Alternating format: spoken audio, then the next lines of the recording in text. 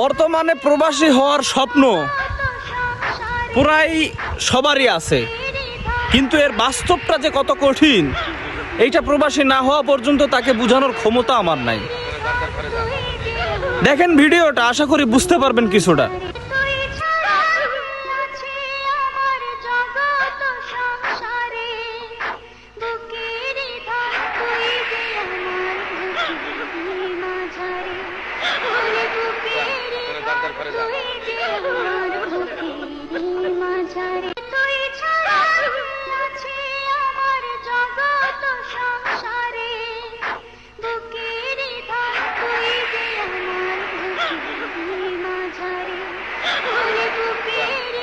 করে দাও।